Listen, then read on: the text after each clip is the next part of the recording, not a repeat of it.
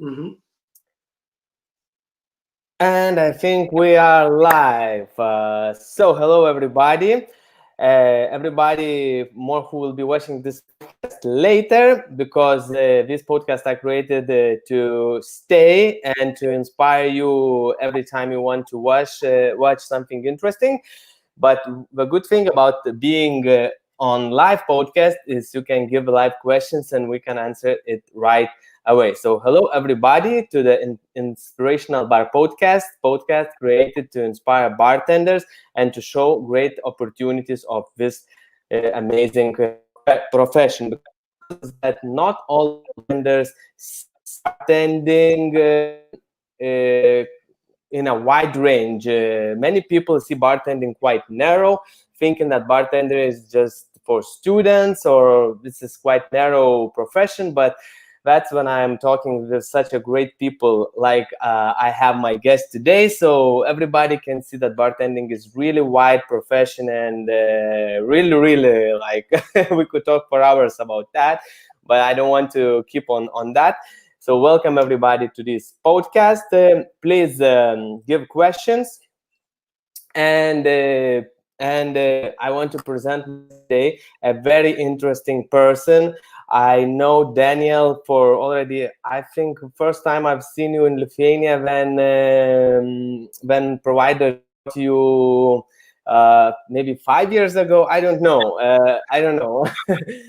So we will know how long he is doing this job in this podcast. So I want to honorably present this amazing guest who I'll have an honor to interview today and to ask all the amazing questions about his journey in bartending, in hospitality industry, in brand ambassadorship, and all other things. And Daniyel is a global brand ambassador of House of Angostura. Is that the right way to say, Yeah, Daniyel? the House of Yes. Angostura. House of Angostura, who produces amazing rum, amazing bitter, the new bitter that have been introduced recently, not markets yet, but it will definitely be worldwide, I guess, in a couple of Yeah. years. And also a very good news that I just got to know recently that Daniyel was awarded as one of the nominees of 2020 Tales of the Cocktail Spirited Awards as international brand ambassador. So he's one of four nominees. So anyway, it's already a great victory to be one of the four in the Yeah. world. And in September, we will know Mm-hmm. Yeah. who is number one. So I Yeah. wish you big luck. Thank you very Even much. already get into that award into finalist is really great job. So Daniyel, I'm really honored to talk to you. Hi, how are you? How do you feel? Where are you actually at the moment? So I'm based in Paris right Okay, now. So all yeah, so right. So right from now, Miami to Paris today, yeah. to all the world. Yeah. So we're in Paris today. The weather is nice. It's still kind of summertime, but of course, globally, one is under the conditions of a lot of different that we're facing right now. So, but for me, I give thanks. I'm very thankful for the simple things. I think it's a moment to reflect, to give thanks, and also to connect. And this is why I love being able to chat, because it gives us an opportunity to have a chat like we are. I mean, I saw you was probably about 3 years. The last time I was in Vilnius, and we did a video together. We had the same Yes, hairstyle, and yes, I have it. Look, it got longer, much yeah, longer now. so I remember we did a video in Drops Bar in Vilnius together, and Yeah. so that was I think that was the saw you. So it's been a while, and I'm thankful for simple things like these. To connect with bartenders and to have discussions, chats. It's not a drink at the bar in person, but it's still a Yes. connection. Yes, definitely. And it's an opportunity to give all this knowledge, all the experience and the inspiration for a Yeah, wider audience when you can do just being at a bar. Even maybe at the bar you can make it deeper, but here you can make it wider. And in these conditions, it's a great opportunity. Daniyel, that's what I want to ask, because this podcast is created to people. So I would like to know your bartending, your hospitality journey, because I even don't know it myself. When did you started? Did you start as a bartender? Yeah, like everyone, and to this day, I'll tell you, I am still a bartender. By profession, I am a brand ambassador. Yes. But I always tell people the bartender is the unofficial brand ambassador. When the whole concept of a brand ambassador for the spirits category really started with the bartender. The brands long ago, they would package the brands so uniquely, enticing and it was really designed to entice the bartenders. So they knew that if the bartenders liked the brands, they would speak about the brands with their guests.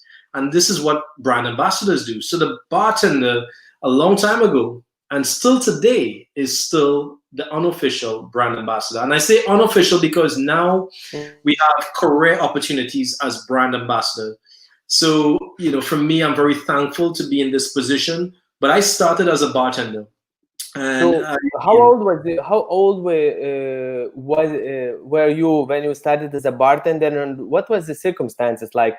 Were you a student, like many of people start, or you just wanted to try, or tell us the story. Tell us how it began and how it evolved the brand ambassador. When I started, I'll be honest with you, man. I wasn't much of a drinker. I'm from the islands. So it's all about rum, and we love rum, and you appreciate rum. But I was never really into to drinking much. So it was very social. But I was in pursuit. I was in school, and I was pursuing, my degree in hospitality and tourism management. Okay. And while I was in school, I decided, okay, I need to get a job. So the only job I had an option to work with part-time was at TGI Fridays. So I went there, but I had no bar experience. I have no experience at all. So I started as a waiter. And to be honest, man, I was so excited for this. I mean, it was one of those pivoting moments for me in hospitality because, there I am pursuing my degree. I came from a very prestigious school, and and there I am working as a waiter, and I'm so excited for this because I had this vision for myself. I said, let me get the experience that I need. This is my world. I don't have to impress anyone. This is my dream. This is my journey. So I want to focus on what matters for me. And it was all about the why. Because sometimes you feel like, when you're a waiter, you're a bartender, it's about servanthood. So you feel as if the person that you're serving is better than you. And, and it was one of those pivoting moments because I had to change the way I thought about hospitality. And there's a nice mantra that I carry, and to this day I still use it. It says, can you share? Yeah, of course. It's a proverb, and it says, the greatest of leaders are the greatest of servants. And I always say to myself, you know what? I'm going to make sure that every guest that I serve, rich, poor, whether they're someone that's well known or not, every guest that I serve, I will give them the best. And this is why, for me, I always believe in smiling from the moment I start working and smiling right down to the end. And that end is with my team. That end is with whoever is the last person I'm in contact with. And this has always been my philosophy. Hospitality is about kindness. And this is why we can connect. We can connect as bartenders with anyone in the world because we are in an industry of kindness. We show kindness, we show care. And this is why we can conversate. I could see you any part of I'm sure people that, just listen to your podcast, see your videos, it's going to be a bit different from you being like a celebrity in an entertainment industry. They know you in an industry that's all about caring, which is hospitality. Yes. And that's how I view it. So it started bartender. So when I started as a waiter, I worked for 3 months.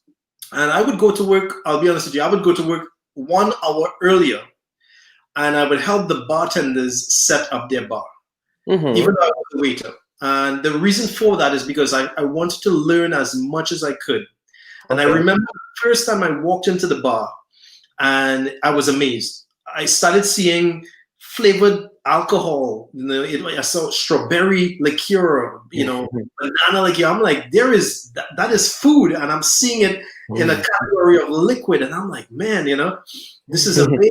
And I got really intrigued by it, and this is why I would go to work early, and I would just go so I can spend time learning more about the bar.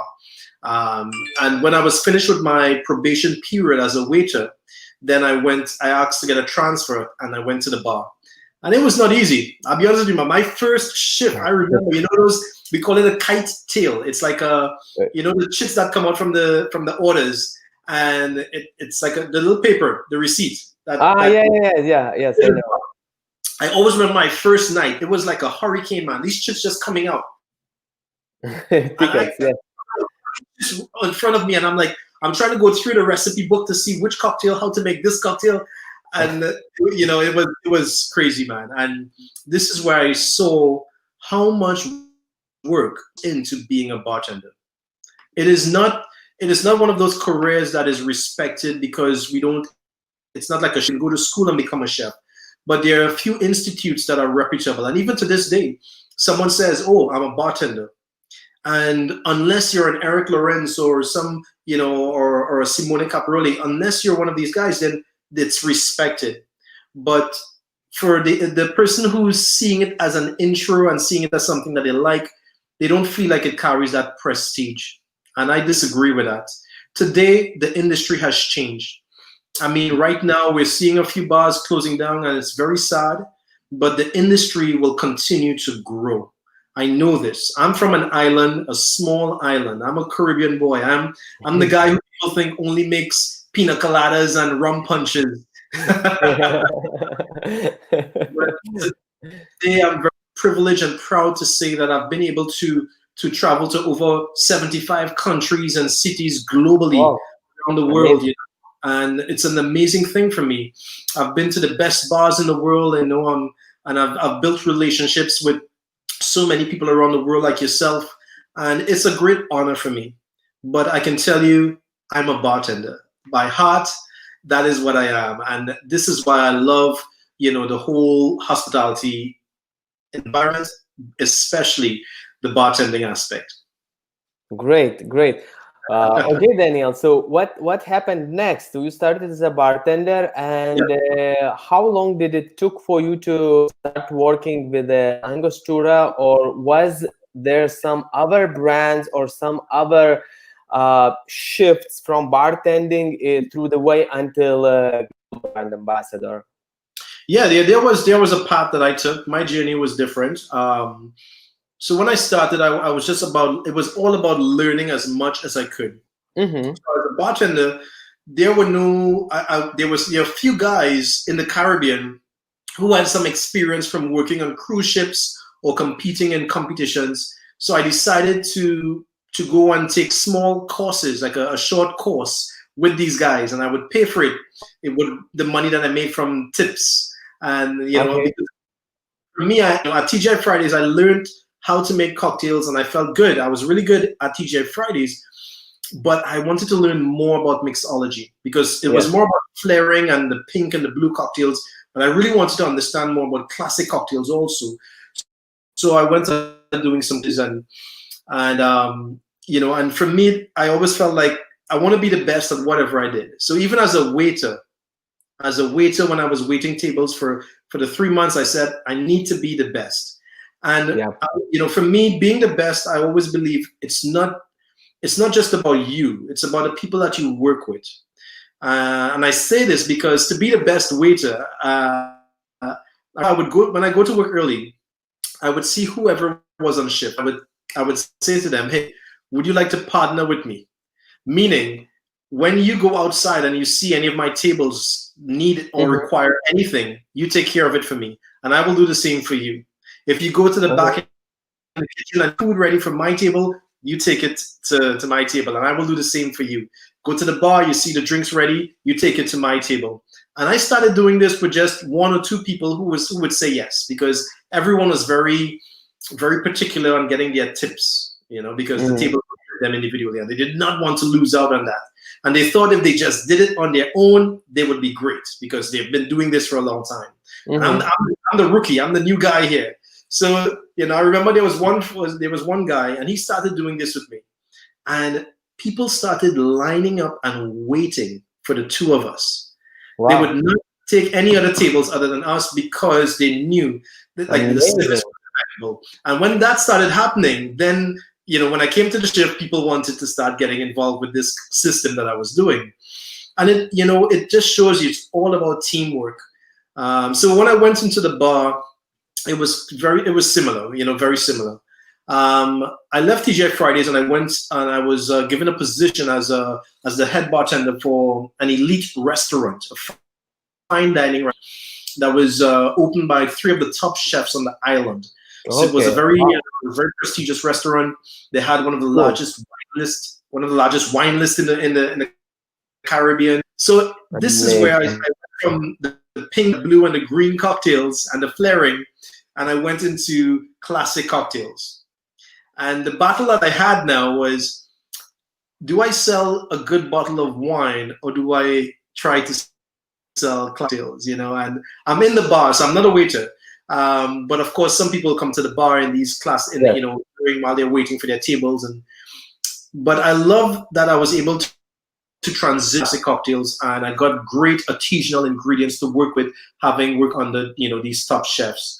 So that was really my introduction into classic cocktails, and so it really opened my paradigm from the flaring to the mixology side. I was able to be exposed to both. But like I said, it's all about learning. You don't have to take that path. You can take your own path, but I think learning, your ability to learn, to listen, to absorb is really important. So from there, I left the restaurant and I decided to start my own company. Oh. Now, on the island, we don't have a cocktail culture. I know that you think you can come and just get the best tiki cocktails in the world in Trinidad, where Angostura is located, but we are working on it. Soon we will have that.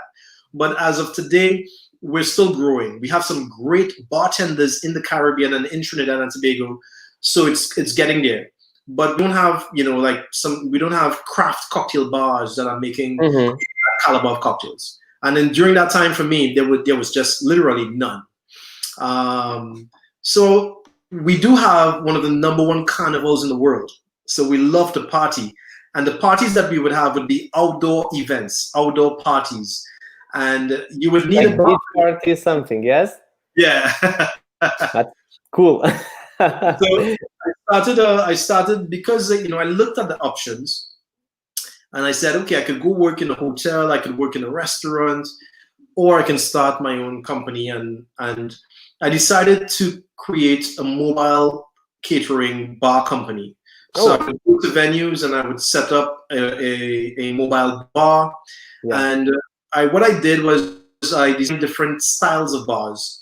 So, to cater for the events, and that was very important. So I had a contemporary style, that was very loungy. I had a disco style that could be lit. So, you have all the lights and everything. You had ice luges, stuff like that. So it was, catering for whatever type of event. And this became very popular. So I ran this company for 7 years. But within the first 3 years, I have to be honest with you, I did not have any support. I did not have any investors. I did not have any loans. I went to the bank and the financial institutes, and they said, hey, it is alcohol. We do not loan, or we will not support alcohol. So I decided, what do I do? And I'll be honest with you, man, I started working odd jobs. And if someone needed a bartender here, I went and I worked, and I would save the money. And then I started borrowing things, from an ice scoop from one of my bartending friends to a shaker from one of my friends. And I started borrowing these equipments and doing these jobs. And little by little, I started purchasing my own, and the company grew.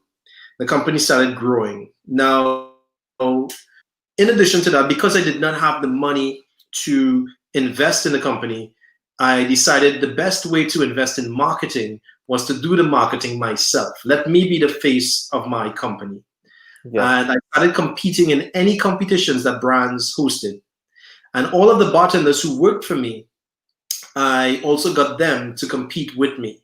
So it wasn't about me being the star, it was about us being in the competition and representing the company, which was, which was the aim. Yeah. So we would enter, well, let's say we would enter a bar competition, a bartending competition, and there would be 15 contestants. And of the 15 contestants, 9 of those would be from my company. Really? So, so 4.5, amazing. So when you have something like this, people are saying, well, who are these people? Because everyone knows the boss, but a mobile bar company, no one knows about that. But when you have competitions like a brand, let's say it's a vodka brand or a big rum brand, and they host a competition, and and you have over 50% of the competitors being from company, you're like, who are these people? I need to know these people.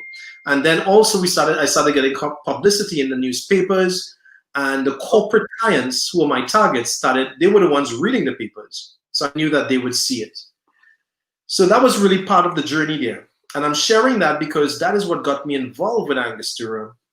Because as I started competing in competitions, in the Caribbean, there's a huge competition called Taste of the Caribbean. It's like the Olympics for culinary. So you have each island, you have, from Bahamas to Cuba to Jamaica, Barbados, Trinidad and Tobago. You have all these different islands, and there's a team, a culinary team. And the culinary team is made up of an executive chef, a pastry chef, a poultry chef, a fish chef, and then you have the bartender. Okay. Wow.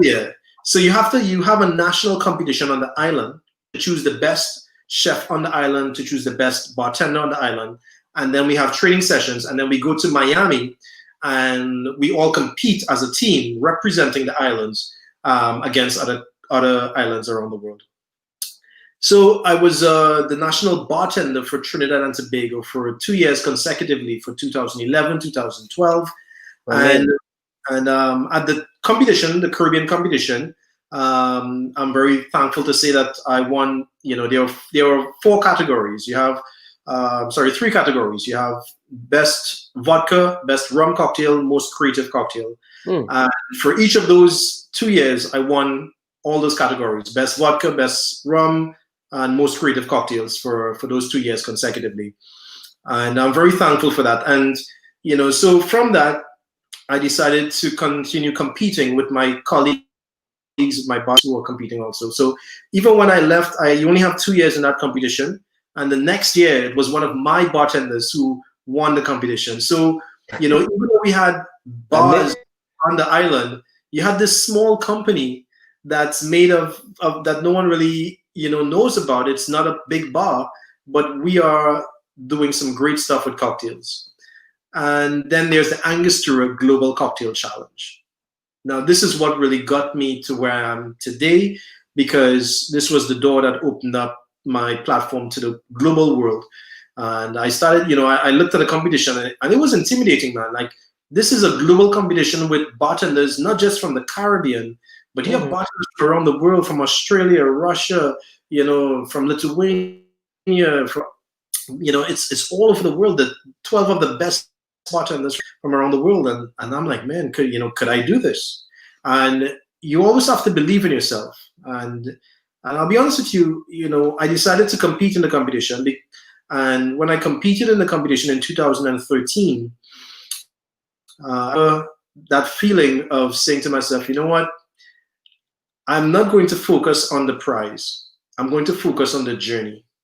Because sometimes we get so caught up in just trying to get the prize, and we miss the beauty of the journey. Because when you do get the prize and you look back, there's no joy. You felt it was all about being pressured and feeling frustrated, and you miss that. I know that. And I said, you know what? I'm going to focus on the entire journey. I want to enjoy every step of it.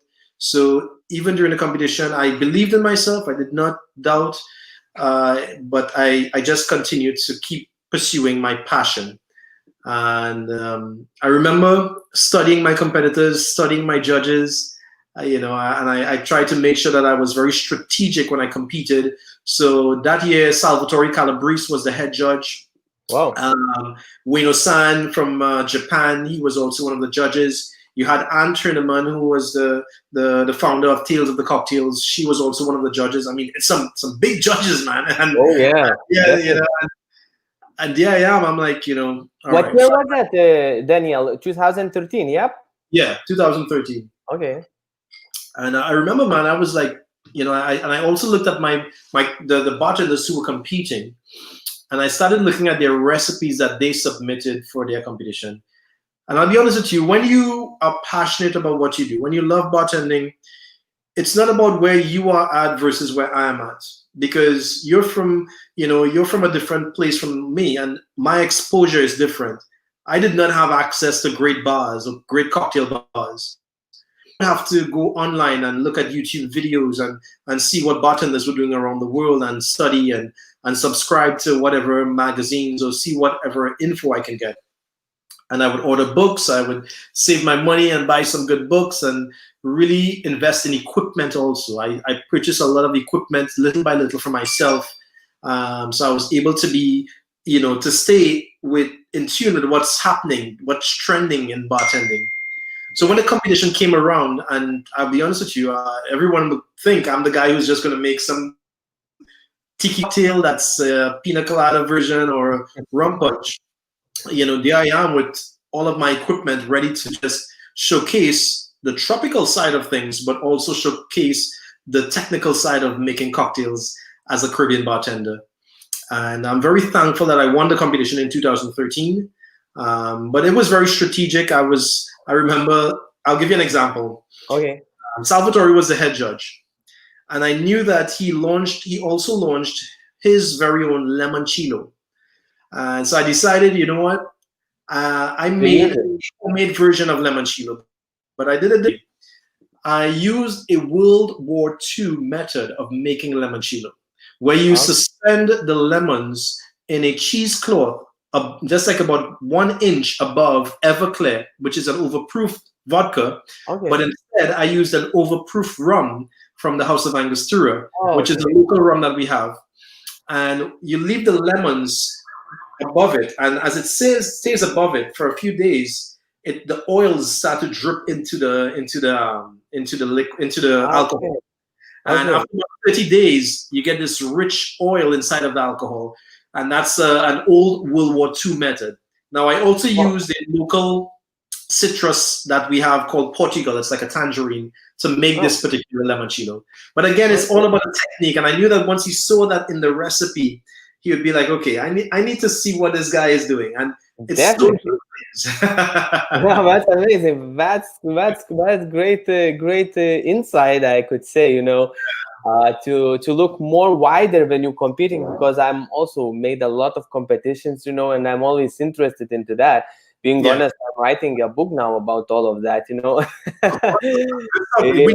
We need that, because I remember when I was competing, I started looking for videos on how to win a competition, and there was only one voice I remembering. It was Dale DeGroff.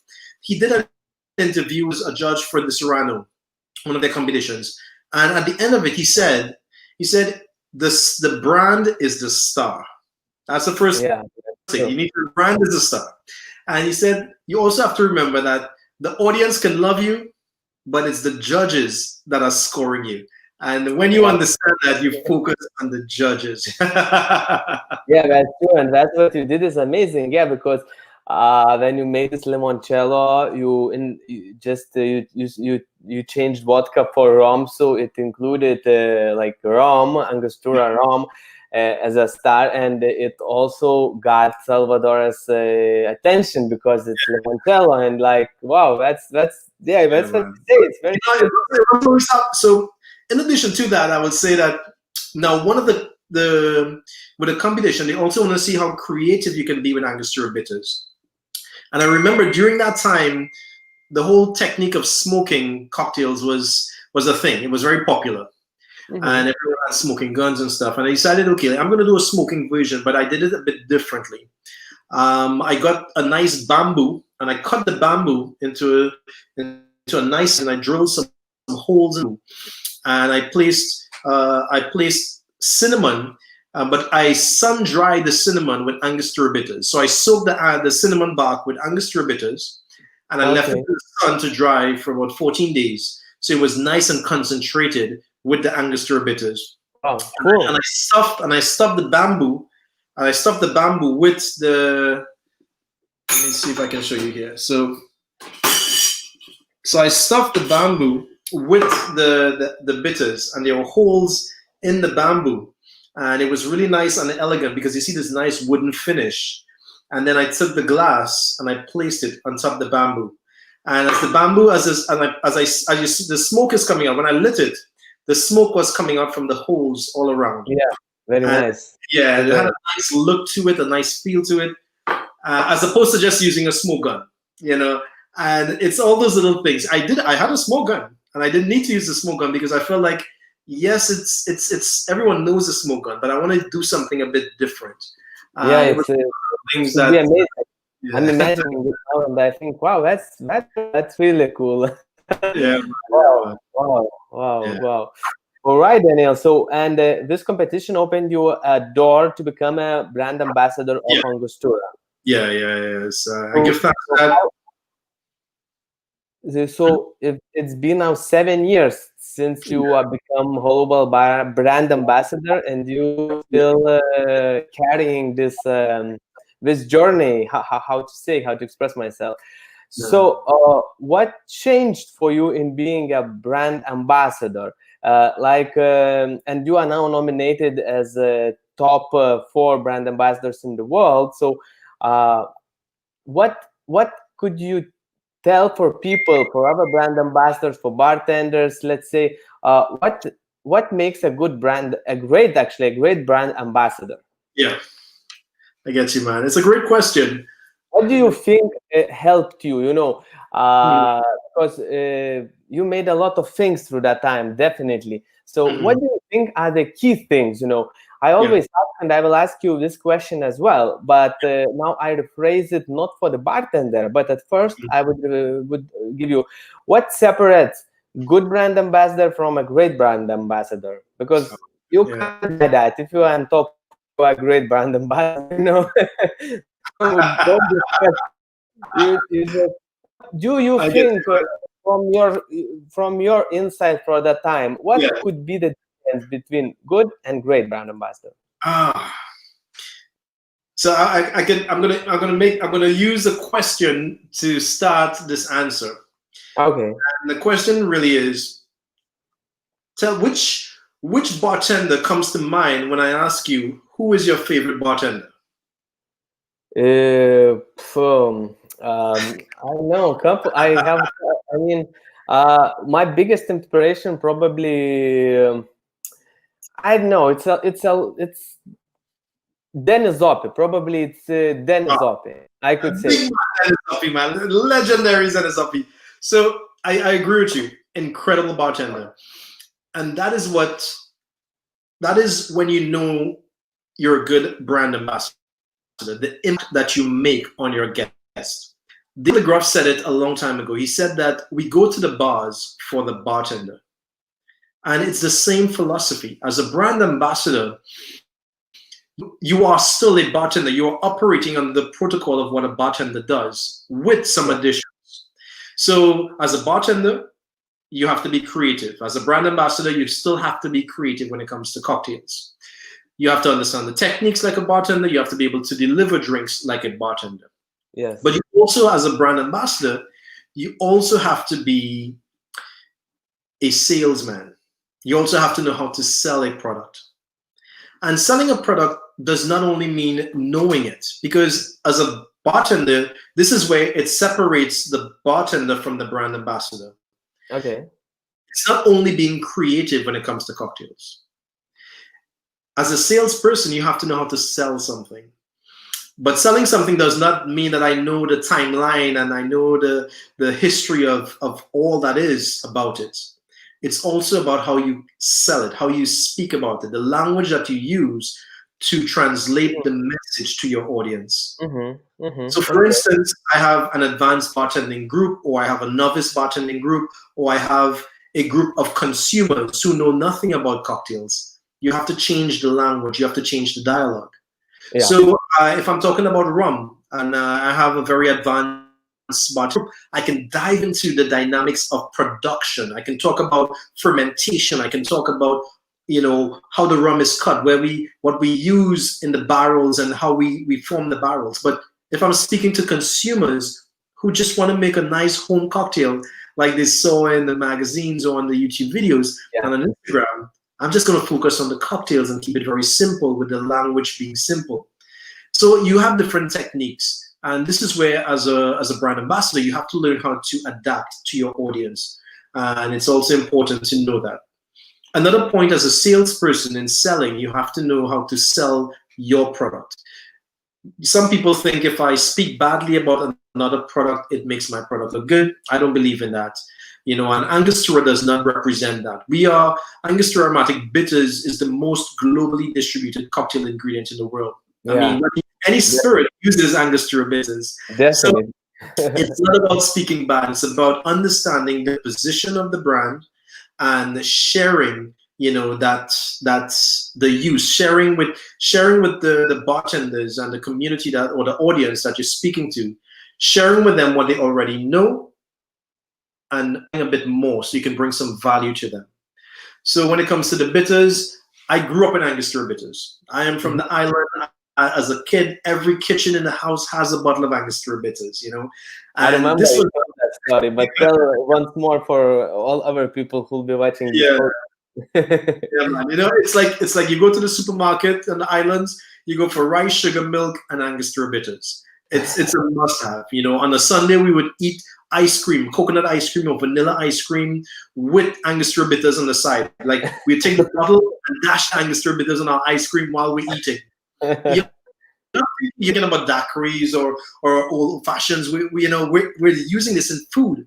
As a kid, I am in the countryside, and when we had lunch, my mom would say, "Go make some juice." We're not buying juice; we're making juice because we have fresh grapefruit and oranges and limes in the back of the yard. So you go to the trees, and you just pick it, you squeeze it, you add water and sugar, and Angostura bitters. Never made citrus juice without Angostura bitters. And when you made it to taste. It was not a recipe. You add the sugar to water, depending on the size of the jug, and then you taste. You add bitters, taste. So this is as a kid. I'm like 6, 7 years old. Like, you know, so I grew up with Angostura bitters on my palate.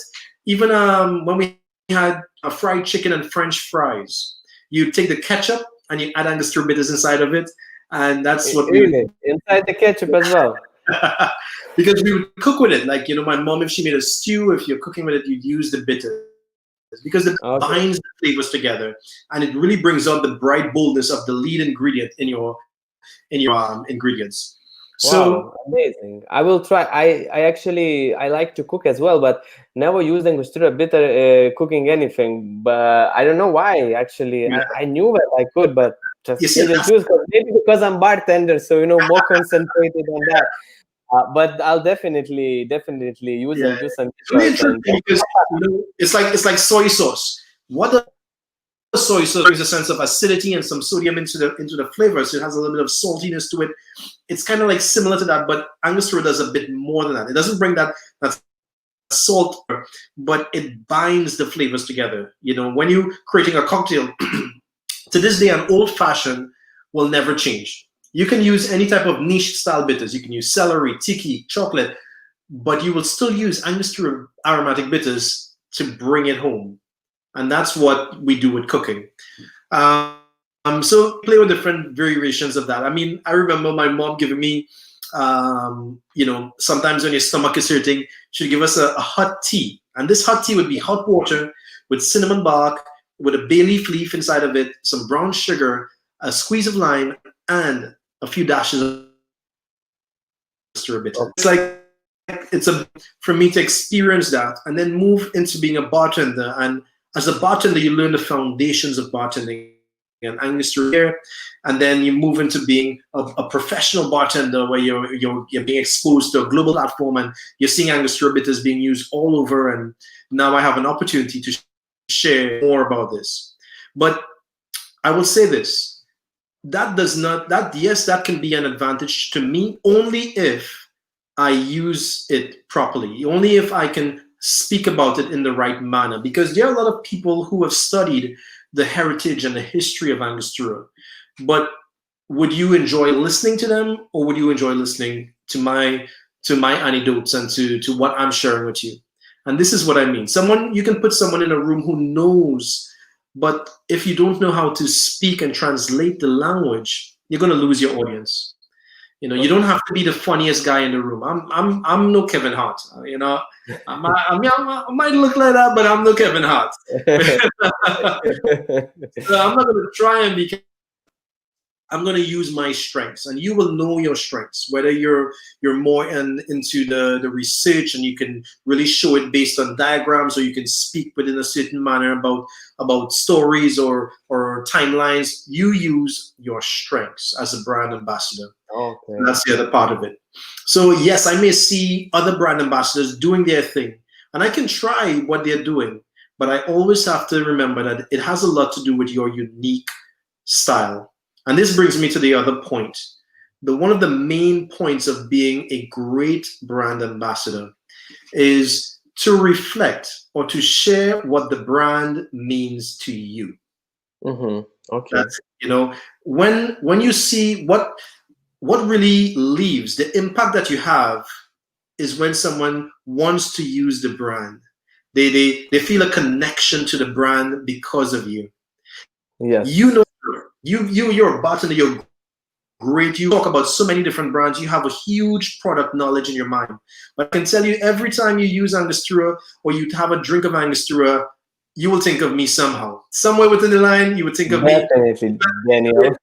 There's been this impact, and I'm not saying I know this because of who I am. I'm saying this because this is what a brand ambassador does. You leave an impact, and this is what a bartender does. When I could tell you some of the best bars in the world, not because they were ranked as the best bars by World's Best 50, but because I had some of the best cocktails from these bars, and I remember the bartenders, and that's the same impact that a brand ambassador has. So always remember what the brand means to you. So what you want to do as a brand ambassador is, when you have a brand, even if the brand may not give you all that you want, Mm-hmm. it may not be an Angostura bitters that's the best bitters today still in the world. It may be a brand that is getting, but take the things that you like about it and expand on that. Enjoy it. Take a moment to enjoy it for yourself. Fall in love with your product, and then you would have more to share. Amazing. Thank you, Daniyel. And going that line further, what in your mind separates good bartender from a great bartender? Easy, man. Easy. People think it's about the drink. Mm-mm. I can tell you, I've had the worst mojito, which was the best mojito experience in Cuba. I remember my first time to La Bogadita, the celebrated birthplace of the mojito. Now, it's not nice. Been there as well. I remember it was busy, and I'm walking up the street, wooden sign. I'm so excited. I'm like, yeah, mojitos. Yeah, it's like, this is La Bogadita. And I walk through the door and the crowd. I'm trying to get through the crowd. I'm hearing live music. People are playing guitar, the salsa music. I'm like, all right, great. I'm looking for the entrance to get into the bar. And I realize I'm in the bar. It's a small bar. You know it, right? It's a small bar, and it's just crowded. I'm like, all right. So I go to the bartender, and the bartender looked like he was old enough to be my granddad. And they are quite old there. I'll tell you, man, the guy was just the place was crowded, and the guy was, and that the bartender is able to do. He's able to give you that. A little bit, so something happened with a sound for a couple of seconds. So you said you get into the bar, and then I didn't Yeah. hear for like 5 seconds.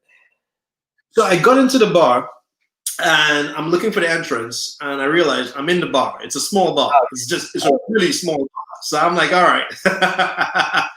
And I went to the bartender. I just had to turn around because the bar is so small. I turn around, and the bartender is there, and he looks old enough to be my granddad. Yes. I'm like, all right, cool. So as I approached him, the guy was just incredibly hospitable. That was one of the key things in the bar. Hospitality was just winning, and I was so crowded, yet he was still able to give me service. Now, the show was not Mojito because they were using premix.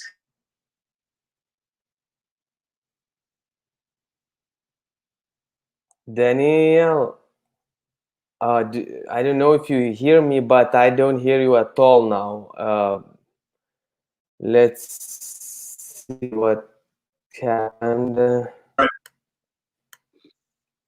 Okay, can you say something? Because now.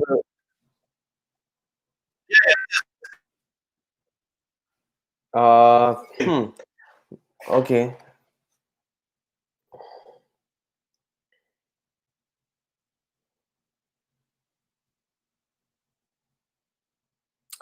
So we are waiting for Daniyel to reconnect. If you don't want to wait, so you can skip a bit to when we will see Daniyel again. Oh, and I'm seeing you again. I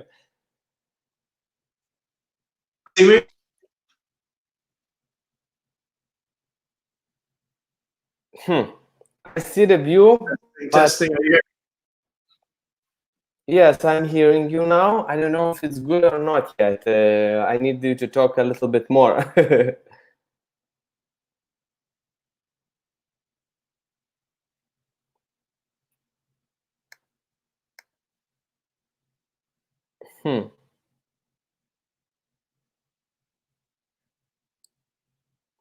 Let's try to reconnect.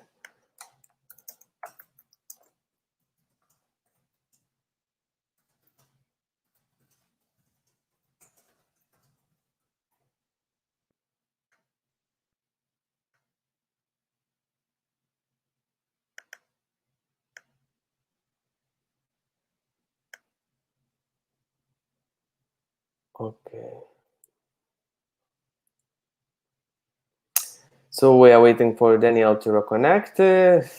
Something always happens with this podcast after 5 minutes. It starts to get bad.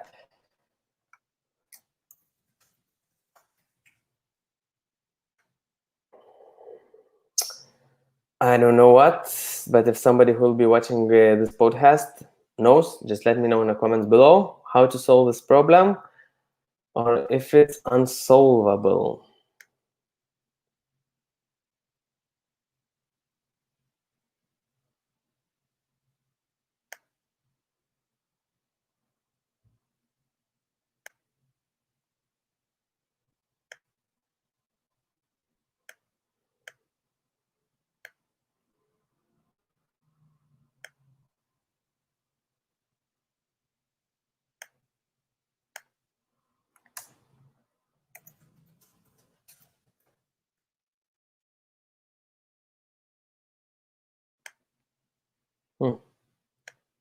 Okay. All right, we're back.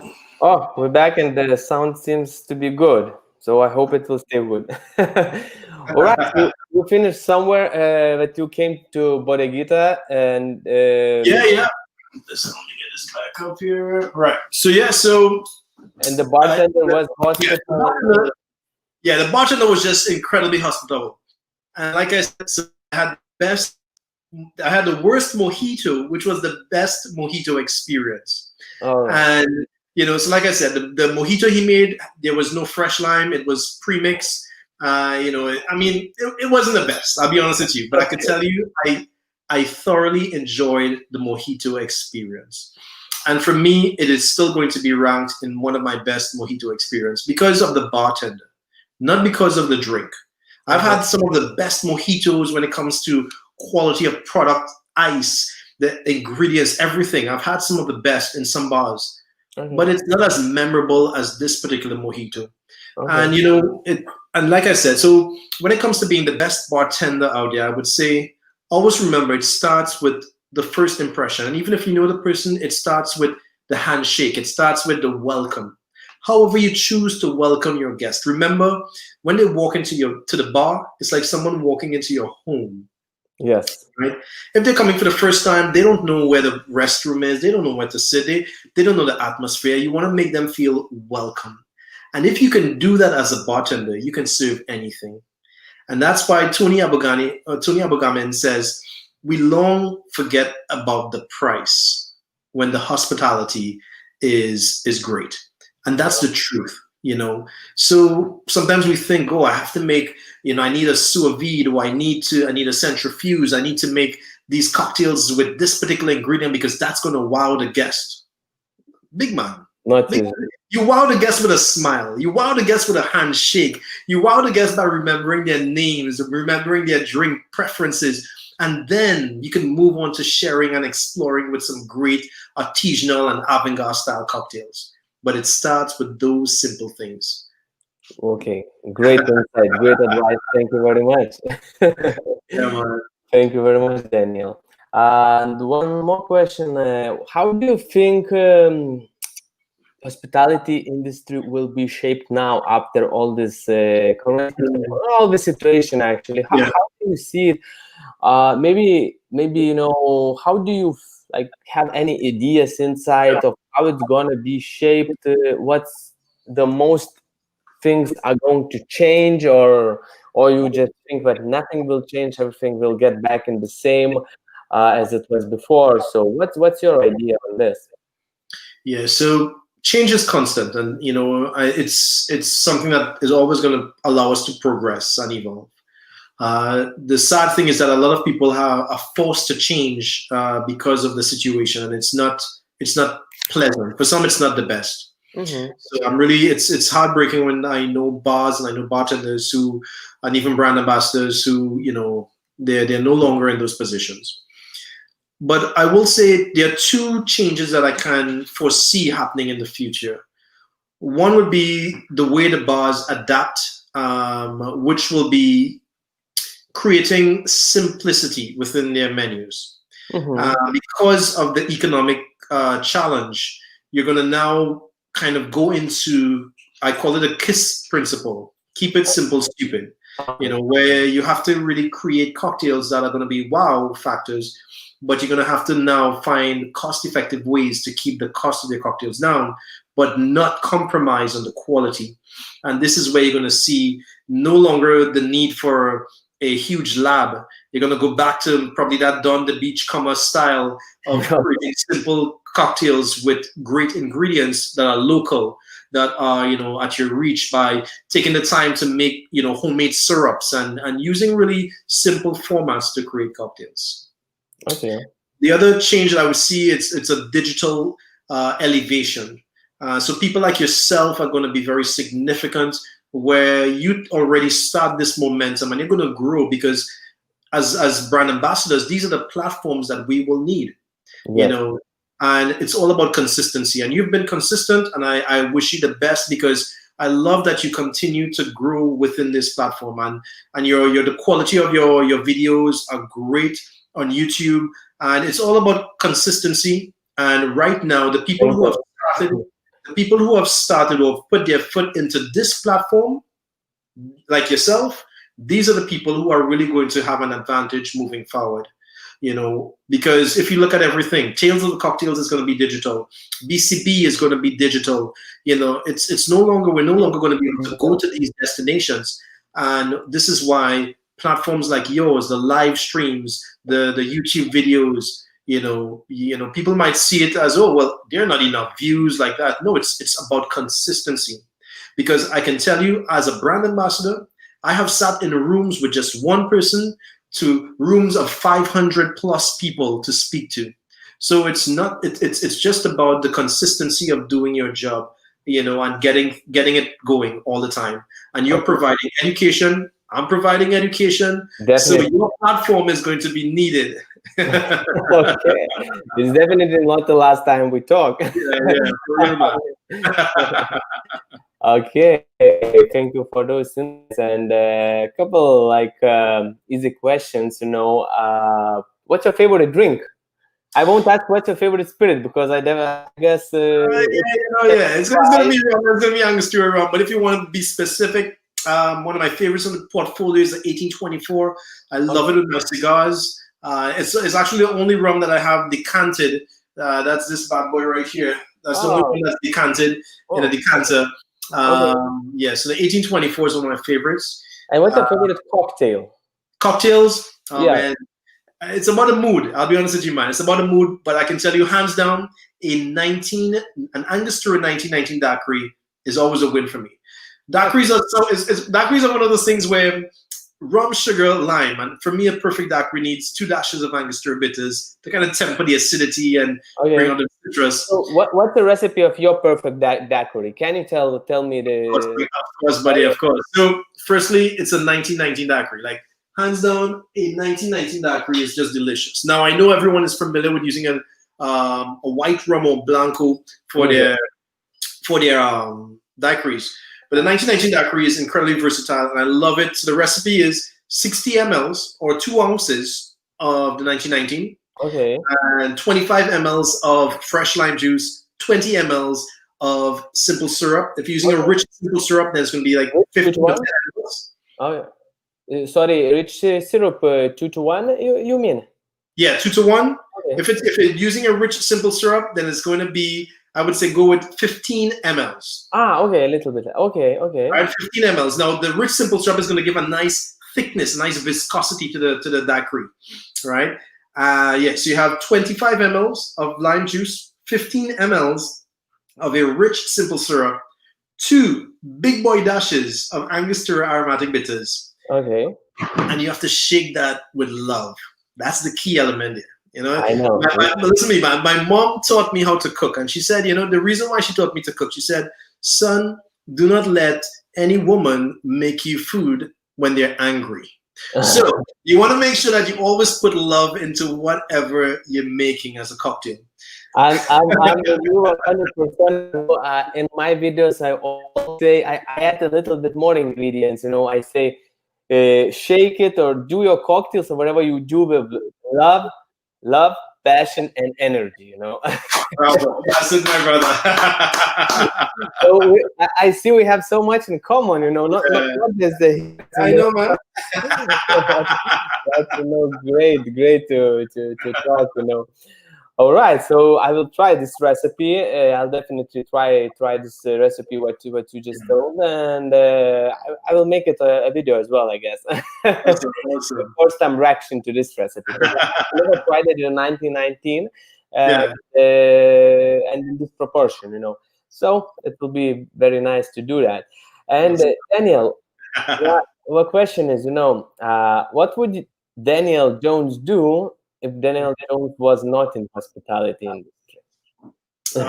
What would I do, man? That's have a first, just I'll answer this question. I'm not digressing or diverting from the question when I give you this reply. This reply is really about who I am. Okay. And Arnold Schwarzenegger has this saying. He says he never had a plan B because he always focused on plan A. Okay. And he put all his energy on plan A. And I'll be honest with you, man, that's me, man. I'm always going to focus on plan A. Plan A was always about hospitality, and it continues to be hospitality as it evolves, and I continue to evolve with it. But I focus on the plan A. I'm not going to put any thoughts on the contingency, but I will say, when I see The Rock, I'm like, I could do what Dwayne The Rock Johnson does,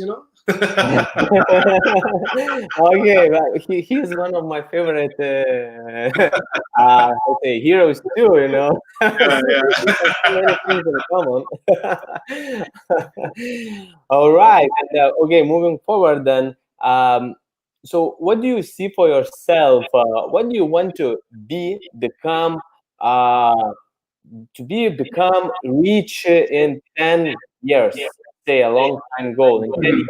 ever thought, because you are brand ambassador, you are one of the greatest brand ambassador in the world. So what's next? How do you see yourself to become, or do, or achieve in 10 years?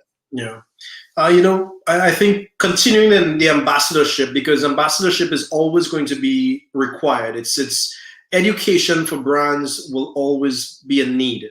Mm-hmm. And so to grow with that in mind is something that, because there is going to be a need, there needs to be a supply. So I would always focus on making sure that I can deliver and make sure that I'm not obsolete, make sure that I'm always, I can always deliver what's needed and even more. So I think it's always going to be that philosophy of focusing on being the best, but in the next 10 years, growing in that role of ambassadorship. I've been in it for 7 years plus, and I'm very thankful, for the nomination. But I think even more, I'm very thankful to have built relationships like I have with yourself, with people around the world, that we can share conversations like these and continue to grow. Our relationship will continue to grow, whether we have some more multimedia dialogues or we meet each other at the bar, stuff like that. So in the next 10 years, that's going to be one of the platforms in terms of growing as an ambassador, growing as a global ambassador, and really allowing that role to expand in my life. So I'm going to look at how the market changes, how the industry changes, and I'm going to see how I can allow that to expand in my world.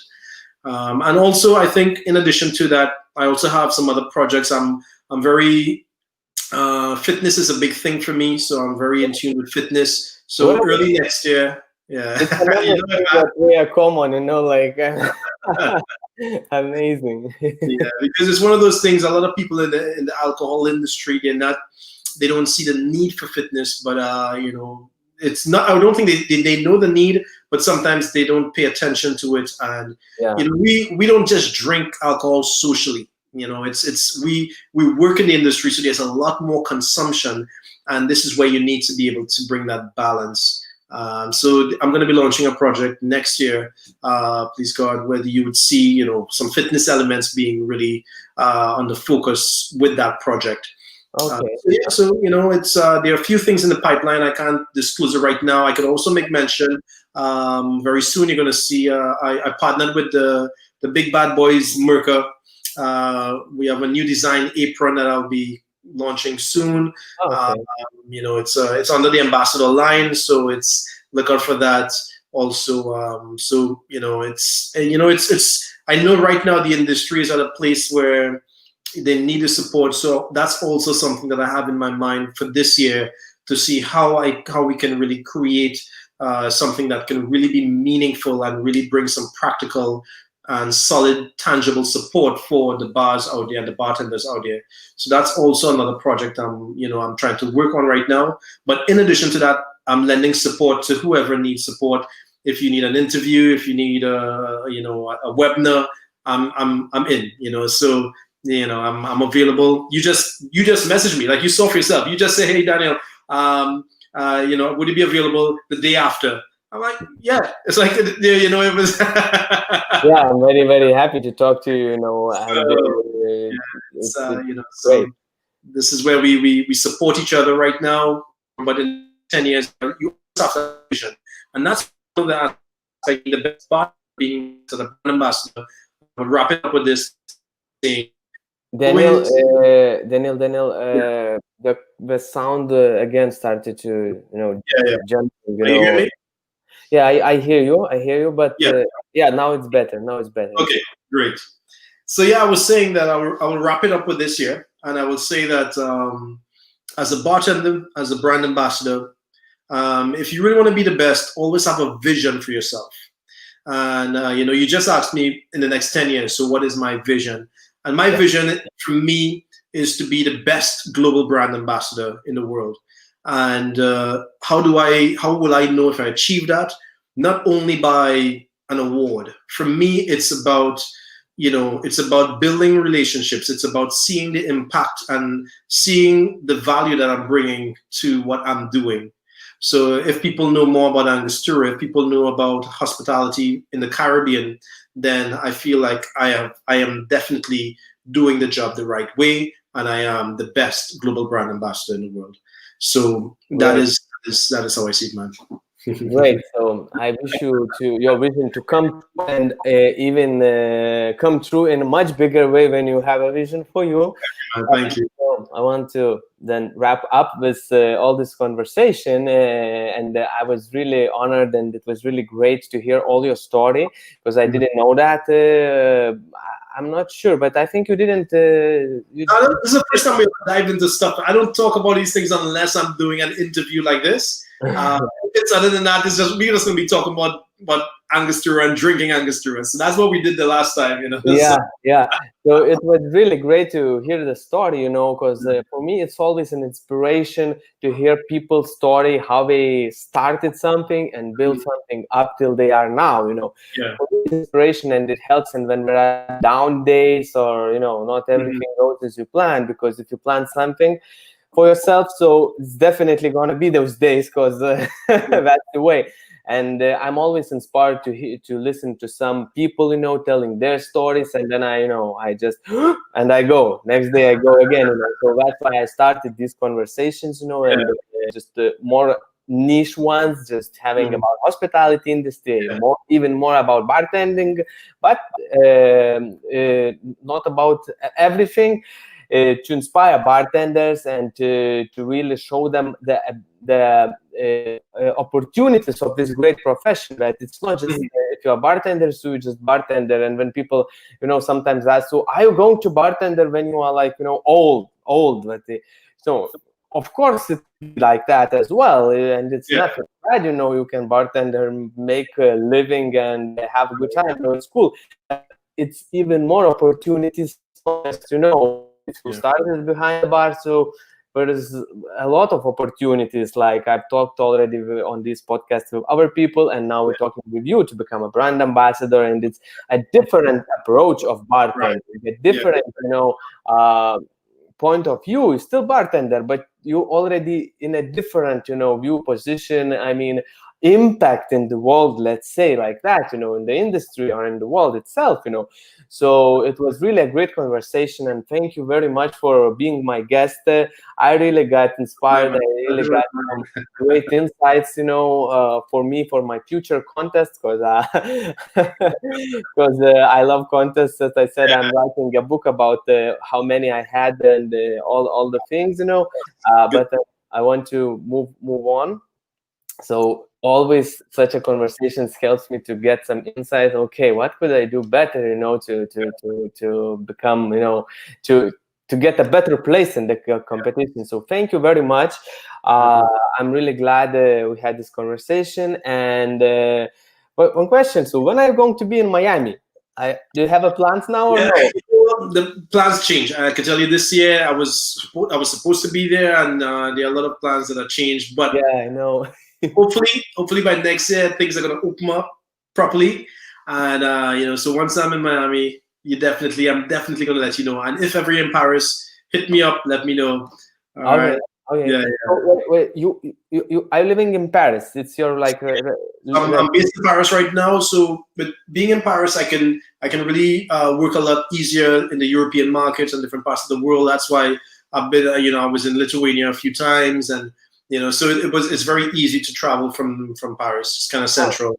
So that's where I'm at right now. Okay. Great, Daniyel. So thank you everybody who watched this podcast, who will watch, because it wasn't many people on live, but this podcast is it's meant to stay here on the channel and wherever people will watch it. So thank you for watching this, and I hope you got inspired, and now you can see this bartending opportunity much wider.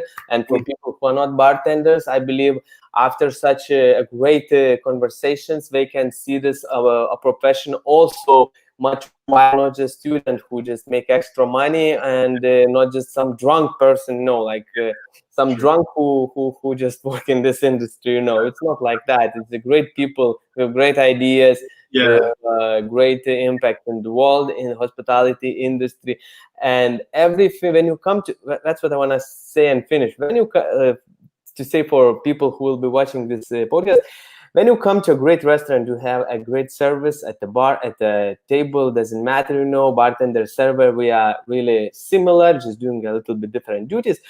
So it's because of such a great brand ambassadors as Daniyel, because all the knowledge comes from top, let's say, people who can collect it and share, because brand ambassador is the job when you travel and you share the knowledge. That's a little bit different from bartender, because bartender do that locally. Brand ambassador, global brand ambassador do it globally. So, and that's why you have this great service. It's not because bartender is just a student. It's because bartender gets this knowledge. He improves himself because of great brand ambassadors like Daniyel Jones.